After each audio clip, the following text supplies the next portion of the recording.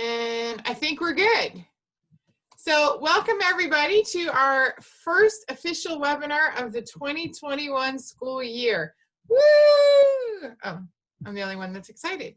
Amazing. It is amazing. So you will see that we have a title on this little presentation today, and it's called Virtual Instruction Best Practices. So from now on, for each month's webinar, and Susan, correct me if I'm wrong what we decided to do, we're going to give each one a title which is going to focus on our high leverage practices. And that will, when we post them, correct, Susan, it'll make it easier to find which one we're speaking of?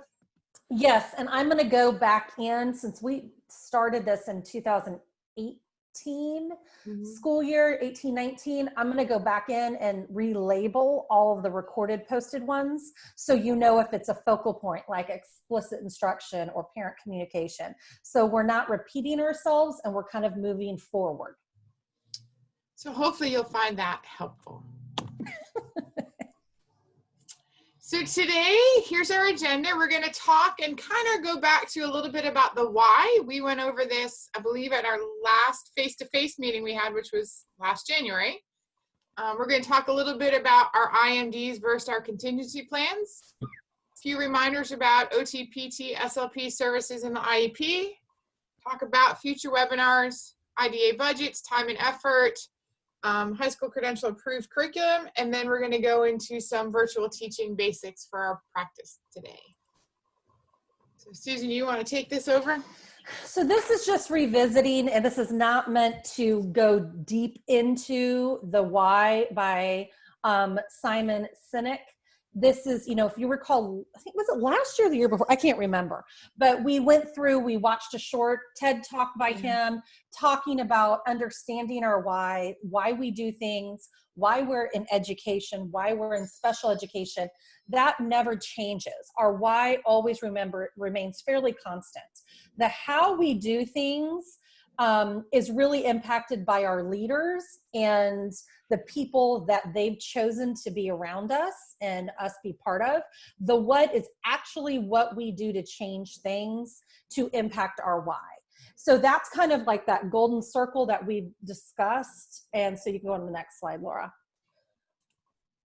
And so it's important to understand your why. It's our purpose, because, I mean, let's just be honest. Laura and I have a lot of discussions about, you know, frustrations in education, COVID in general. We're in a shortage of special education. We were even in that before COVID, and now it's even worse.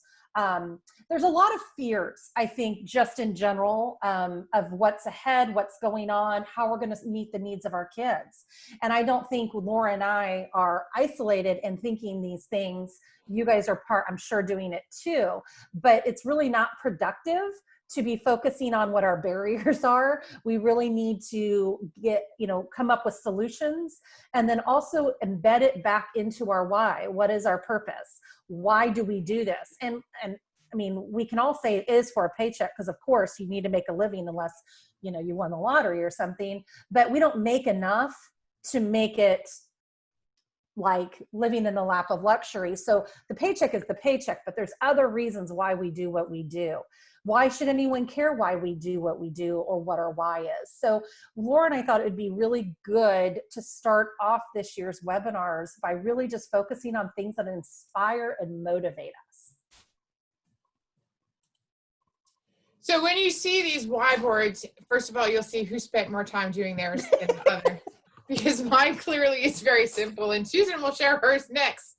But anyway, so we kind of created our own why boards as to why we do this work. I mean, obviously you see their income is part of it, but I also do this for my family, right? I want to set a model. I want to be supportive for my family. I want to, you know, show them what I can do. The main reason why I do this, though, is for the kids, right? I'm all about the children. I'm here for those who can't, you know, often speak for themselves. So everything we do, and Susan and I talk a lot about this, although it's compliance and things like that, and sometimes we seem, you know, a little harsh on things, but our end goal is always about the children, right? Making sure the students receive the services and that they're entitled to. I also do this to continue to educate myself and others. Obviously, through our PhD programs, Susan and I are true believers on continuing and learning our own education. And then I truly believe that this was my calling. I believe that this was what I was made to do, to work with students with special needs. I remember when I first went into special ed, my father said, "Why are you going to help those kids?" And even though I left it for a little bit and went into general ed, I never really left it, but it always drew me back. So, the passion and why I do what I do. See, hers is much better than mine. She put like real pictures. Well, so my Y board, it kind of connects with Laura's. It's just maybe different specifics. But on the left is my family. I have 3 children. I have my husband and my 2 doggies. The little one, by the way, is the one who has pneumonia. But my family is the core of everything I do. I was born in South Dakota, and my mom had 11 brothers and sisters, and my dad has 8. And so I have about 30 first cousins with both sides, and family is everything. And we can't all fit in a room together because there's too many of us, or even in a house together anymore. So family, my nuclear family is everything. We've moved around. These are my people. And, for wonderful and for not wonderful, these are my people. So really dedicated to my family. I'm going to tell you, I love the Ryan Gosling memes. They really inspire me and make me laugh out loud. 1, because he's really attractive, but 2, I think they're really funny. And when I was teaching, we would pass these around a lot to be fun and it's a funny thing, but it keeps me inspired. And so, when I get a meme of Ryan Gosling and he says, "I stayed up all night writing a vision statement for our IEP meeting," that inspires me because I think he gets me. Below the Ryan Gosling, one of the memes is me with a person who doesn't really know I'm in their picture. They're in the picture, but that's Paula Kohler. So I am totally a geek and really truly am. And Paula Kohler is kind of like the grandmother of transition in the sense of there's a taxonomy and a framework that I know if you guys have been around with me these last few years, you guys have seen it because I talk about it. But that's a conference that I was presenting at. Laura was at that conference. It was a national transition conference, like 2 years ago, Laura? Yeah, we went with our 3 years ago, maybe? Yeah. No, I think it was before I started here. It might've been 4 or 5 years ago, but she presented and she was working and talking to her friends and I photobombed her. And that's like one of my prized possessions. So if you don't know about her, research her, but she inspires me. And then, my affiliation with different organizations, some very basic and some really in depth, but Big Brothers and Big Sisters and Special Olympics were things that I was heavily embedded in high school and college, and then even in grad school. And it really made me understand with the experiences I had that in Big Brothers and Sisters, not everyone is given the same opportunities, but if enough people care, they can be given those opportunities. And then K-State and South USC, my undergrad and master's are at K-State. It was a wonderful college. They beat Oklahoma last weekend, by the way. The football team did. But, and then now my experiences at USC, like Laura said, continuing to learn, continuing to expand.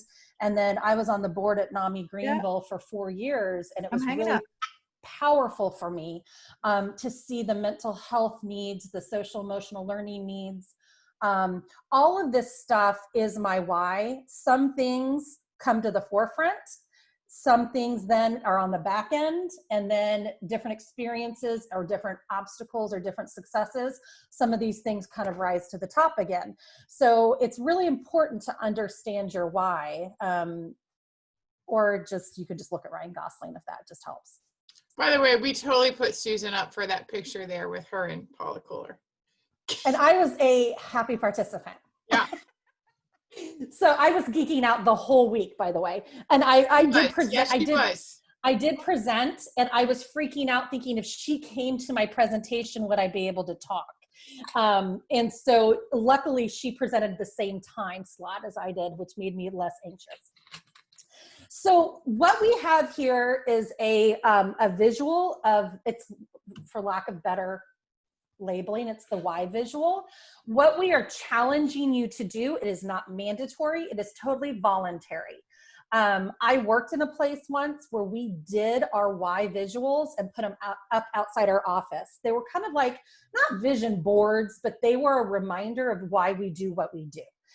And some people chose not to share. Some people did choose to share. So what we task you with is you can click on the why visual. That's a link that goes to a Google Doc.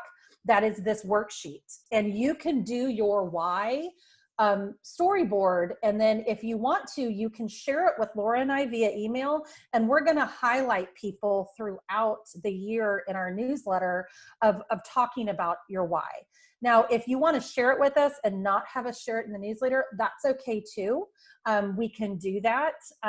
Or you can say, take it and share it with everyone. But we really want to focus on inspiration this year with the types of serious things that we're discussing. Yeah, I mean, you all definitely inspire each other. So, really, I know this seems maybe like, oh, this is kind of silly, but we would really love to see it, and for you to share. I mean, if you do, I'll even make my whiteboard a little more sophisticated. Well, and I'm sure everyone, I mean, I'm not a negative Nelly, but everyone has said, why am I doing this when something hard comes along? And we need to be reminded. I will tell you, when Susan and I decided to do this and I started doing mine, although simple, it really made me think and kind of was like, yeah, this is why I do this. So it was a great activity. Anyway, that's our inspiration. So right now, let's talk a little bit about these instructional model documents you have been doing or should have been doing or should be done versus those contingency plans that are now showing up in Enrich. So as you see, they should now be completed and uploaded into each student's file in Enrich. We know that some schools have asked for a little bit of an extension, but I believe none of the extensions went past the end of the month, or maybe some went into the first of next week, but they should be about wrapped up. So all the meetings for any students who have selected pure virtual should have been held at this time. And then remember, it is required that an IMD is completed for all students to address all three models of instruction in the beginning. All right, so in the beginning, we're doing every model that's out there on that IMD. Now, what we're having now is that annual reviews are beginning to rise. And we're getting questions about, do we need to fill out this IMD again? Do we need to amend it? What do we do? How do we do it? So we're going to give you some options. So here are your options. Number one, when you hold your annual review, you may, one, complete the contingency plan that is in Enrich. Remember, that is for the emergency shutdown, and the IMD for the selected model only. So whether it's the hybrid or the total virtual. So you now at an annual only have to fill out one section of that IMD if you're doing that emergency contingency plan in Enrich. Because remember, you guys, the contingency plan in Enrich is only addressing if you are doing a building shutdown or a classroom shutdown no more than 2 weeks. Right. Your other option is to say no to the contingency plan in Enrich, like we've been doing, and continue with the IMD for both the emergency plan and the selected model. So you don't have to do all three. Now you're just going to do that emergency 2-week shutdown and whatever their selected model is. If nothing is changing from that original IMD, then you can just change the date on the current one and extend it. You don't have to keep doing them over and over. So there's number 2 option. Number 3 option is you can actually write the IEP at annual for the current selected model, so whether it's virtual or hybrid, and do the contingency plan for an emergency shutdown. But if you choose that route, each time the instructional model changes, you will have to hold an IEP meeting to amend that IEP, including when returning to full-time face-to-face instruction. So you have these 3 options. One is to complete the contingency plan and Enrich for an emergency shutdown, and the IMD for the selected model only. You don't have to do all 3 in that situation if you're doing the contingency plan and Enrich. Number 2 is to keep doing what you're doing. Say no to the contingency plan, utilize the IMD, and change the date if nothing is changing. Or 3, you can actually change the IEP and do the contingency plan, but it needs to be noted that anytime that instructional model changes, a meeting will need to be held. And then you'd have to hold one when coming back face to face. So we're giving you these 3 options. It is up to you at annual review for these kids what you choose to do. We've had a lot of people express concerns about how long it took to do the IMDs and the paperwork involved with it. So here are your options. You can use them, you cannot use them, but here's what you have to do if you don't use them. We have taken away that fill out all 3 models. So that should help a little bit as well at annual review. And so regardless of if you do 1, 2, or 3, you still need to note what services the child is receiving and the other optional ones you've gone over in the prior written notice still. Right. Now remember, these 3 options are only for when the annual review arises this year. At this point, everybody should have an original IMD filled out where they call the parent, where either they called the parents or they held a meeting and talked about those 3 services. So we are going to start spot checking to make sure that the IMDs are uploaded into Enrich under the students. That's where they're supposed to be in the files. Now we know you're probably going to have questions about this, so we'll hold off for questions at the end. The other thing we just wanted to review is about OT, PT, and SLP services. As you'll notice, there is an option for group or individuals for OT, PT, or speech. So make sure you select, or your therapist selects, which option the student will require. Also make sure that when they are doing their goals, they are clicking progress monitoring. Even though a lot of these staff are contracted, you have to make sure that they are still uploading and putting in the information about progress monitoring. That was just a little reminder as we do our IEPs. Was that a little FYI, Laura? That was a little FYI. It's a little fly. Instead of Y, it was fly. Okay, Susan. I hate not seeing everyone. I'm just telling you, it's really weird. Okay, so monthly webinars. This is our first monthly webinar, right? It is. Imagining? Okay, I thought it was because usually we do them in the middle of the month, so it seems very late to be doing it. But we're doing it the last Wednesday of every month. So just like last year, and I'm telling you, we did not get a very good response last year. So please think about this. There is a link in the first bullet for you to click on and you to share ideas that you want addressed in webinars. So there's a spot that says, not obviously September because we've done it. October, November, December, we won't have one. January, February, March, April, May. And then you can share, just do little like, you want to go over this information, just put the topic. You can write a sentence, it doesn't matter, just Laura, we'll look at it. But we really want you guys to have some input on what we're addressing, because we're not, just going through the motions and having these technical assistance trainings every month. We really want them to be valuable for you. So please use this opportunity to offer your input about topics that you want reviewed. If you don't care when they're reviewed, you can put that in your comment, okay? Laura, can you put the chat, I can't copy it. Can you put that link in the chat box? Yeah, first I was gonna open it.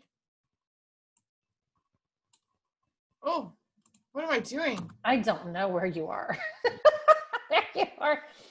So just copy it. I got it. It's going in there. It's going in there. There it is. So Michelle, with the end of November, we'll do it before Thanksgiving. And we've canceled a few of these in our time. If we don't really have anything valuable, we'll cancel it. But we try not to. We try to be pretty consistent.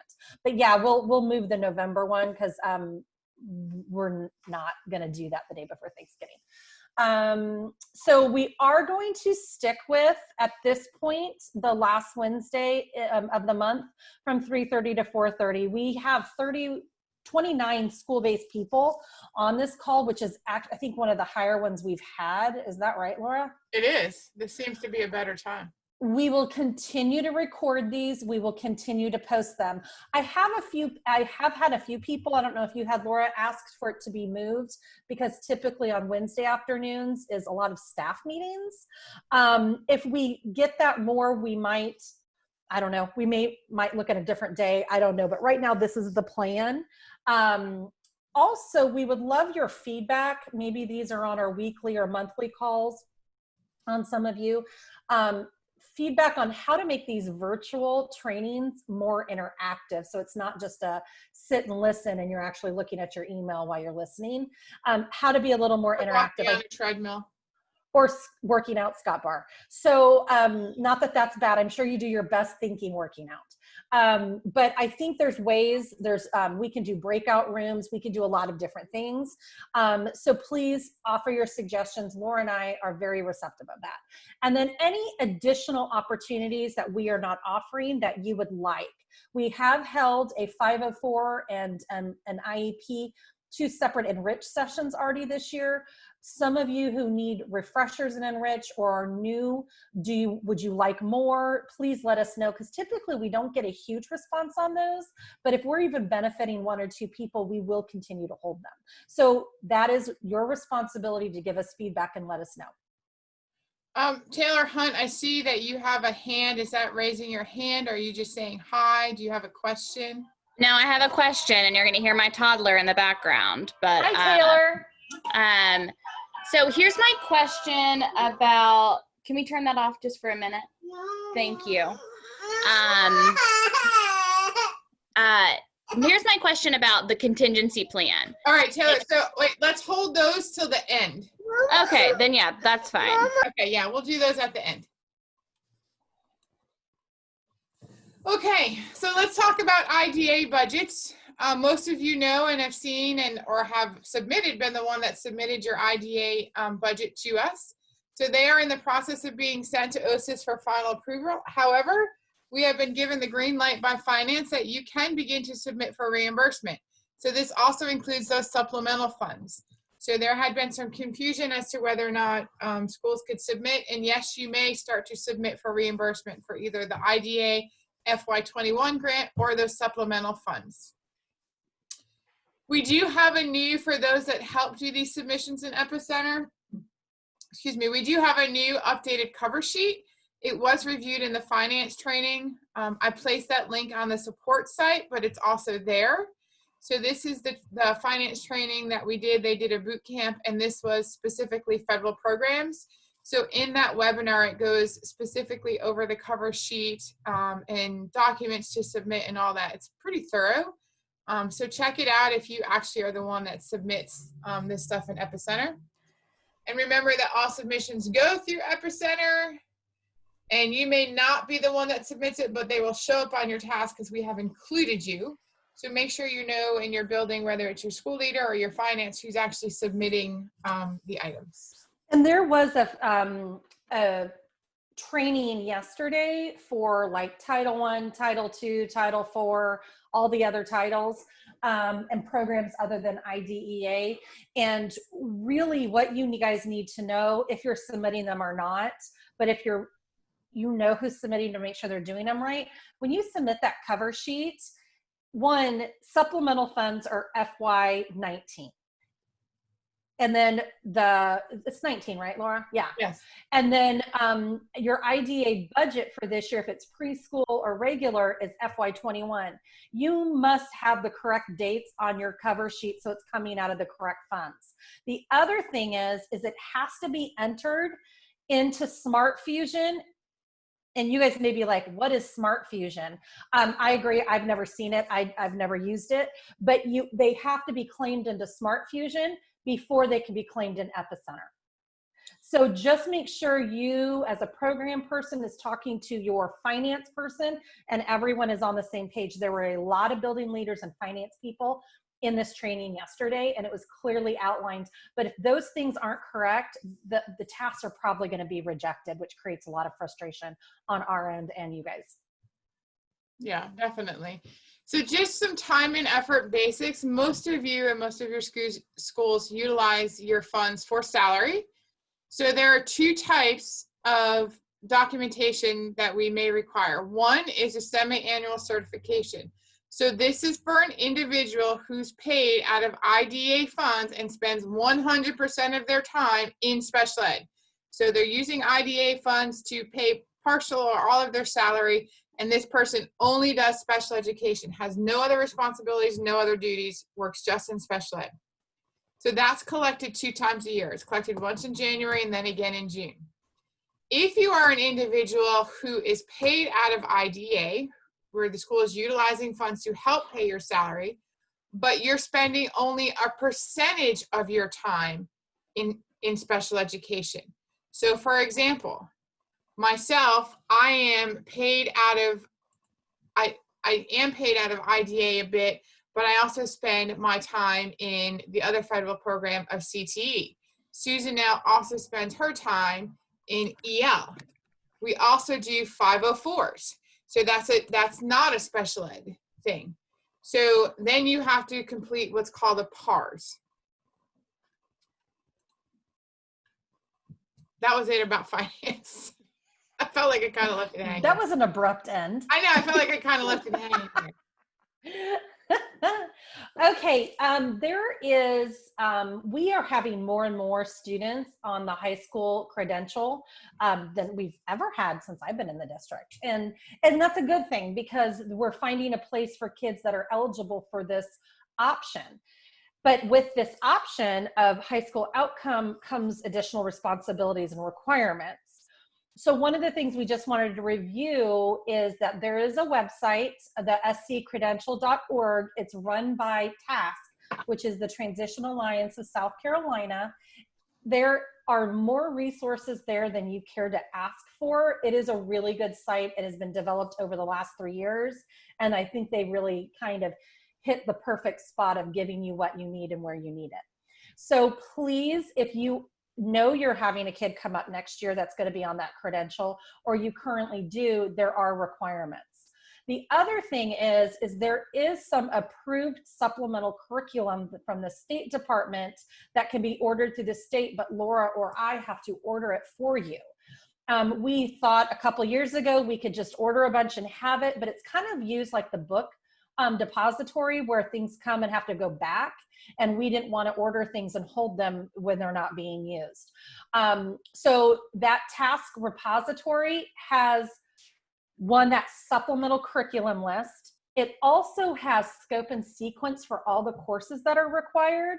And it has information on virtual job experiences, different forms, different samples from different districts. There is tons of stuff. So please go through that. Now that I'm thinking about it, Laura, I'm wondering if we should just do a transition training and going through it live, and we can kind of model some things. But yeah, that will be, we'll tell you about it, but that, because there's so much on it. I've spent a lot of time in there. And then the last thing is the curriculum showcase. That is hyper focused on those supplemental curriculum materials for the credential. So please definitely make yourself aware of this and understand where these resources are if you have someone that has the credential. And then there's a follow-up that we will be doing with you, because there's some things that need to be loaded up and to enrich. Okie dokie. So we're getting a lot of yeses to that. So we will set up a webinar for transition. I voluntold this, Laura. You did. That's okay. We like to be. Well, as I'm thinking about it, I'm like, it's not enough to sometimes on stuff that is this important on this level for us to say, go look at it. I think we need to give some guidance maybe. Yep. We will schedule a transition webinar for anyone who would like to join us. So just some little odds and ends, we're going to call them this year. Just a reminder, our child count day. So for those that are new, each year we have a child count day. It is always the third Tuesday in October. So this year it will be October 27th. So what does that mean? Big day. That means it's big day. Big day. Big day. Every student, all your active students must be entered into Enrich in order to count. So any students that are active in receiving services must be entered by October 27th, 2020. This is the number that we utilize to gauge your funding for next school year. So this is the number where your IDA funds are based from. So you want to make sure you have everybody in there. If there are kids that have left, if there are kids that have withdrawn, those students need to be removed. So on October 27th, you want to make sure your numbers are 100% completely accurate, because that's the screenshot. Well, not the screenshot, but those are the numbers that we will use. You know, we always get some kids that move in like the day before child count, and it's always a rush to get them in, and that's fine, but just know anybody who's not entered by that day won't count towards your funding. Enrich tickets, please remember to utilize our Enrich system. Emails regarding Enrich requests, as we sent out an email, won't be addressed. That seems to have stopped a little bit. You must complete a ticket. Keep in mind, again, we typically do these on Monday and Friday. Sometimes we're doing them Wednesday and Friday. But please do not email and ask for something to be handled for the next day or that day. We cannot always stop and just drop and handle an Enrich issue, unless it's obviously a whole system shut down. That's different. But if it's something little that you're struggling with, we can't do it that day. So make sure you're filling out those tickets. The other thing that's not in here, and we're still having this, y'all, please remember, when you email a question, please email it either to your director lead. So whether it's me or Susan, there's no need to copy both of us on these emails. We're getting people who are still copying both. And it sounds petty, but the problem is that, you know, Susan and I know it surprises you, but we don't always talk. And sometimes we duplicate responses, although luckily they're usually the same. We duplicate our responses, and it's just time taken away from somebody else. So when you have a question, and it's, you know, make sure you're just emailing your direct director lead, however that is. You do not need to email both of us. That goes the same thing for 504s. If you also do 504s, make sure you just email one of us, and there's no need to copy both of us on those emails. This bad newsletter has been going out. Don't forget to look at it each week. I often put things on how to fix things in Enrich. There was one that went out, and I had 2 emails about how to fix the problem. And I said, please refer to the newsletter from September 4th. So, you know, we do those. We take the time to do them. It keeps us from having to send out lots and lots of emails. So please make sure you're reading those. I do attach them to the email, and then of course they're always posted on the support site website for you too. They're posted the same day. Those initial evaluation tracking, don't forget that you must complete this tracking form for all initial evaluations for this 2020-2021 school year. There is the link. Again, remember, if you recall, this has been an area of our compliance and our state reporting that we have fallen short on at least 2 years in a row. So we are going to do whatever we can I'm going to put this in the chat for Jackie, to help you keep track of that this year. But we can't help you keep track of it if you don't put the information in. And you guys, as of Tuesday, the last time I looked at it, no one has entered anything. And this was at our beginning of the year training that we rolled it out. So anything really from August 1st on, you need to go back and put it in there. This is only for initial evaluations. We don't want reevals in there because we're not scored on those timelines. This is those 60-day initial evaluations. So we know there's a lot out there because we're talking to you guys about them. So you need to go back. And I think, Laura, it was just kind of like the student ID number, the date of the reeval planning the referral planning meeting, the date of consent. I mean, that's pretty much all that's in there. There's things that auto-populate that Laura and I can track, like timelines and due dates, so we don't have to get out our handy-dandy calendar every time we look at it to figure out when it's due. But outside of that, we are going to be looking at them periodically for the schools that we're leads for to follow up saying, how are you with this? Because there is no reason we should be missing 60-day evals anymore. So just on this topic, the 60-day timeline starts the date parents sign consent. Not when you get it back, it's the date on the consent to evaluate. So even if a student transferred from another district to us, if they have a signed consent, your timeline has already started. Now, we are going to have some because of COVID, but I have a list of evaluations that I'm going to be following up with schools for. I was on my to-do today and I didn't make it, but I will be doing that before the end of the week. So we will have some initial evaluations that we have not met the timeline because it started in the spring, but all of those evaluations should be up and running unless parents are saying that they don't want to bring their child in for testing if it needs to be live. Person face-to-face. So we're going to be problem solving those on an individual basis, but remember that we've said when the outcome part of the evaluation and it says you've missed your timeline, you have an opportunity for that message box and you put in there timeline was missed because of, and you explain. So when is the tracking doc due? Y'all, it's part of your CGI. It's in that at a glance. It's ongoing through the whole academic year. You should update it frequently, but the times we'll look at it is on the CGI. So some other odds and ends. We have received our LEA determination. Susan and I are going to be meeting with OSIS about our preschool LRE follow-up. We had some questions about that. A lot of that is because we don't really have a lot of students in preschool with the exception of our one little alternative school there, Meyer Center, and of course they're a separate school. So that is something that Susan and I are going to follow up on. So once we get that, we will share our LEA determination with you all. We will let you know though, however, again, we are in needs assistance. Our score, I think we shared this with you already, right? Our score was still the same as it was last year. So we want to get that up and get that 1 point. We've had questions about the consent for teletherapy not being returned. Obviously, the first thing is that we want to continue those services, right? The consent does not stop our OT-PT and speech from occurring.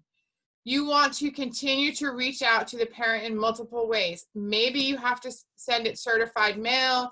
You want to do some phone calls. You want to do some emails. We really want to try and get these back for those students who are receiving teleservices. Remember, if they're not, then we don't need it. It's only for those students who are receiving them. So really, you don't want to just send them home once and say, oh, well, they're not coming back. Now what do I do? So you got to continue to reach out, send out reminders, maybe send another one through the certified mail. And then, of course, document all of that and enrich in terms of when you sent them out and all of that. We had some questions today about out-of-state eligibility. So remember, if a student comes to your school from another state, you must conduct a reevaluation to establish eligibility in South Carolina. It wouldn't be an initial if they're coming with an IEP. It would actually be a reeval, and it must occur for all out-of-state transfers, regardless of whether their paperwork is up to date or not. It doesn't mean we necessarily are going to have to actually test and evaluate the student, but you as a team need to meet as a reeval team and establish eligibility in South Carolina.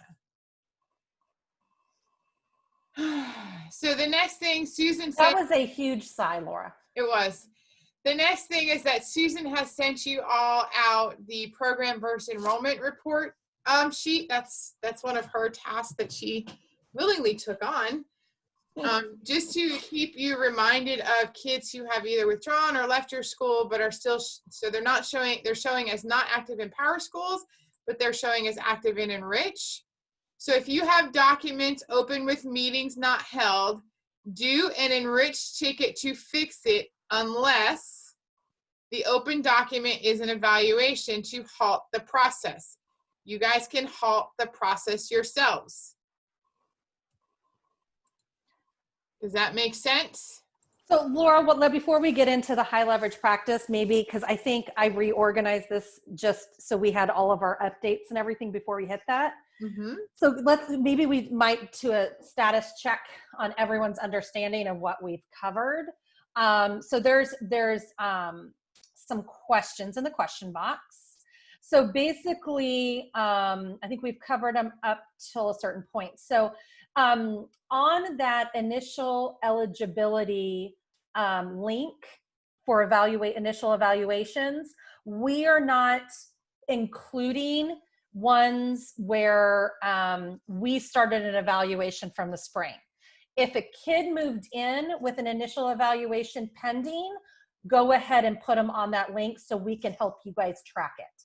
Okay, so if we started an evaluation in one of our schools in the spring, it was paused due to COVID, do not fill the link out for those kids, because we already have them on a spreadsheet. We had you guys do that in May. Right, and Susan's going to send that out this week to see where we're all at. Hopefully some of those have now been completed, because those should have been the first priorities. Anyone that has moved into your school, our district, with a pending initial eval, or you are starting one, you need to do the link. So another question is, what's the rule of thumb for private homeschool kids with IEPs that are several years old but haven't had any yet but might? So kids that are private schooled or homeschooled are covered by that parentally placed mandate. They wouldn't come in technically with IEPs. They would probably come in with service plans, or I guess they would come in with expired IEPs, because private schooled kids or homeschool kids, they don't have IEPs. So what you need to do is find their last eligibility. And if you don't have any documentation that shows that they were ever exited from SPED, you need to do a reeval and implement what you have until you have data to develop something new. And remember, Michelle, we went over this at the beginning of the year. It actually depends on how expired it is. So if the IEP is expired within the reevaluation date, or if it's past the reevaluation date. So if it's expired within the reevaluation date and you have all of the documentation, you may not need to actually test the student. We may have what we need. If it is past the reevaluation date, our directive was that you must evaluate that student and get updated and current information. It all depends also upon that actual reeval timeline that you're in. And look at the sending school information or what parents send you. An individualized service plan is a provision under IDEA, and it should be coming from the school district of residence, not that private school or not that homeschool collaborative. They do not do that. It's the district of residence. If you get a document that says like a student plan or a student service plan or any of those combinations of words that is developed by a private school or homeschool collaborative, that is not demonstrating eligibility under IDEA, guys. Just because, especially if they come from a school that specializes in kids with disabilities, it does not automatically infer that they're eligible under IDEA. We need to find those initial eligibility, and if not, we go through the process. Taylor, you want to ask your question now? I would love to. Okay. So here's my question about the contingency plan. Like, a world without COVID, could we use that contingency plan for like those of us who deal with a hurricane every year? Like, is that kind of the function if we weren't, like, does that make sense what I'm asking?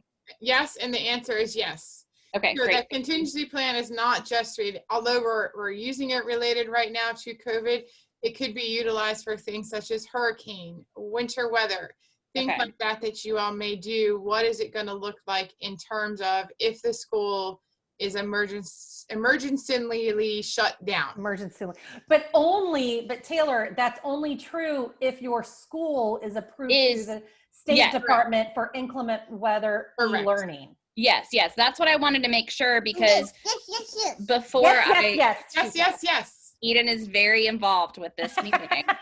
I just wanted to make sure before I pitch it to my staff, because really for us who we do have inclement weather often and we're doing the virtual, I just want to say, this is not a temporary thing. This is now a forever thing, a part of our plan. Correct. And for those of you who may not be connecting with what we're talking about, the State Department introduced something a few years ago that allowed for school districts, or in our case, charter world individual schools, to apply to be an inclement e-learning site. And you have to apply through the State Department, and it's kind of intensive. You also have to have your charter amended to reflect that. So the only way you can be an e-learning entity for inclement weather is if you're approved through the State Department. I believe youth leadership is one. Yeah, YLA is one. Scott Barr, are you guys one? YPA maybe. I have a feeling after this year we may have some more now that we've kind of gone through this. True words, Laura. Yeah, true words. Okay, any other questions before we move on? Jackie I have a question about the mid-year evaluation transfer. I don't want us to get dinged on this one. Okay, Jackie. You can unmute yourself and ask. Okay, can you hear me? Yeah. Okay, so I just filled out that form, but basically the kid transferred to us, and I guess consent was signed in February. They started some testing, school closed mid-March, and then he enrolled with us. We were notified from the previous district on September 1st that they had consent signed. Mm-hmm. So we just finished on Friday. The site did the testing, but we haven't scheduled the results meeting yet. We're in the process of doing that now. So, I mean, is there like what kind of deadline should I be looking at, you think? No, so yeah, I mean, you want to get the meeting held as soon as possible, and then when you go to finalize it and it asks why you missed the date, you would just put COVID-19, student transferred mid-year, all of that. All that info. Okay. Yeah. So when I submit the report to the state, that's indicated. Okay, cool. Thank you. Yeah, and I think a good rule of thumb is we have general guidelines on the 60 days. It's 60 days from consent to finalizing the evaluation report. And then you really, within a couple weeks, you want to meet and do eligibility and or IEP. But if you do eligibility and isolation within a few, timelines, like a couple weeks, or what is it, 30 days, Laura? You have to hold an IEP and implement it. So 15 days. Okay, 50. So it's 15. So you really want to adhere to those once you're in control and have the evaluation done. So the other thing that I think we cannot kind of move on from this topic without revisiting, and that's the concept of kids transferred in, got consent signed in March, and it stopped, it paused. With us or in another district, we are now in September, almost October. You guys should be talking and possibly even revisiting as an IEP team where you are, what testing was already done. Is that testing valid still? Because some tests have timelines or need to be connected to something else, and get do a reset. You don't do a new consent because the process already started, but you really need everyone at the table talking about it and then proceeding. And we I think at the beginning of the year, Laura, we talked about this, that was the best practice. So you really should move forward from there and really finishing up these evaluations like Jackie was just talking about.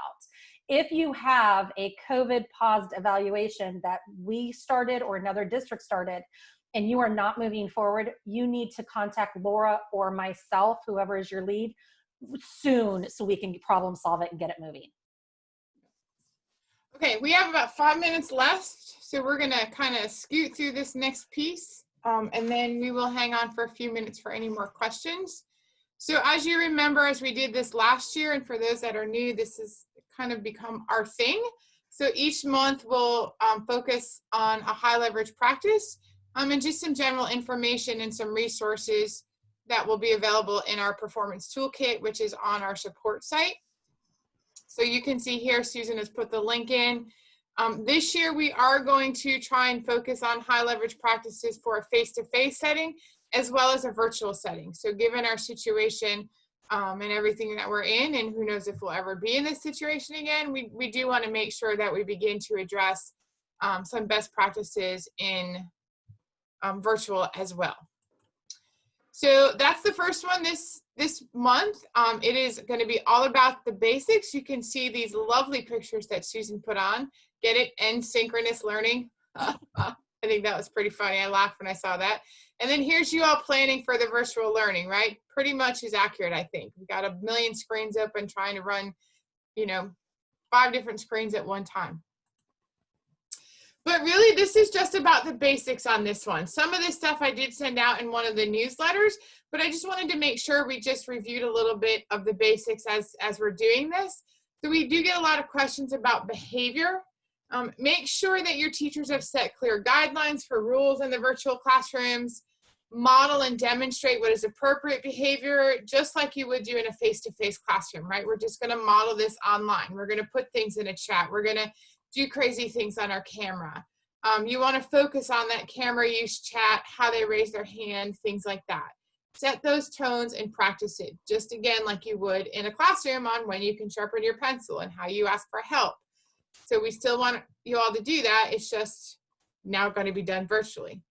The other thing to remember is expectations. So parents or families who have elected that virtual platform should have a clear understanding of the expectations on their end. So some sort of parent meeting would be good to explain everything about the process. Don't just send them, hey, we're going to use Zoom and here's when we're going to meet. Parents need to be told and how this is going to work and what the expectation is from their end. A lot of them don't realize that this means honestly more work for them. So when you had your meetings, your IEP meetings for the IMDs for the kids who are virtual, we hope that you all talked about this. Try and offer some parent support and training throughout the year. Maybe you could do once a month, or teachers could meet with their own parents and work through some general issues that parents are struggling with. Of course, the other most important thing is to make sure that parents and students have access to that technology and they know how to use it. Communication is huge, as you all have learned. This must occur frequently and often to both parents and families and students. Again, set those clear deadlines for work completion and assignment deadlines, when you're going to do video lessons, when you're going to have live lessons, when you're going to do group lessons. Have a clear and consistent schedule. Don't waver from one day to the next. For those students, and we get some questions about this, what about students who aren't logging on frequently? Do not wait until the students have missed multiple sessions, right? The attendance is the same expectation as if it was face-to-face. So if you have students who aren't logging on, you need to revert back to what they're doing for general ed students in terms of attendance, and it applies to our special ed students. If we have students who aren't logging on for therapies, so our therapists should be documenting the time in Enrich in their contact logs that, little Johnny didn't show up. And we should be making calls, sending emails, and trying to figure out what's going on, why they're not attending. Instruction, now is the time for you all and your teachers to be creative, be that actor or actress, and really engage the students. And it's time to think outside the box. Be silly, dress up, sing, dance, do whatever you have to do online to get the students engaged. Give them lots of feedback and communications.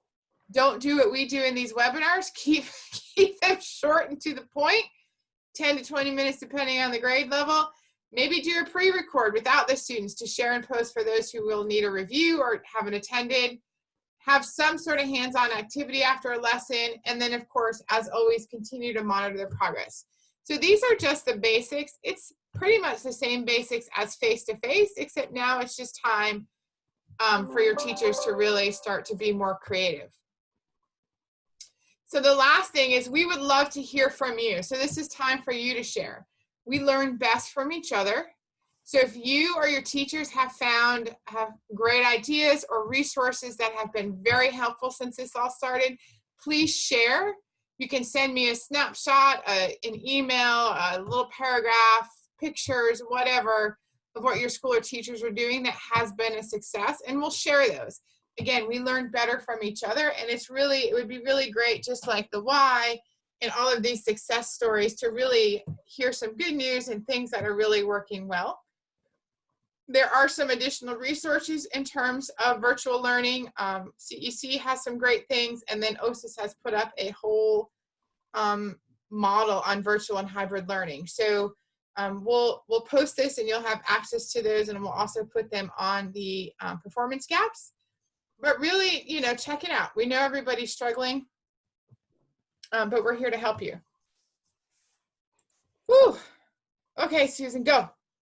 So the last thing is that obviously the sign-in, the form is different. We're going to a standardized district PD feedback link. So make sure you put in the correct date that Laura and I are the facilitators, and the name. You can put September webinar SPED. You can put September webinar SPED virtual learning, whatever you want, but it has to refer to SPED at something. And so please use that link. It'll be the same one every time. And this is what everybody in our district is using when we do trainings. We're trying to standardize a little bit to make sure we're equitable across the board. Okay. Woo! Questions. What, why, where, when, how? So I am going to stop sharing my screen. I will also stop recording. So this officially ends Now. this webinar.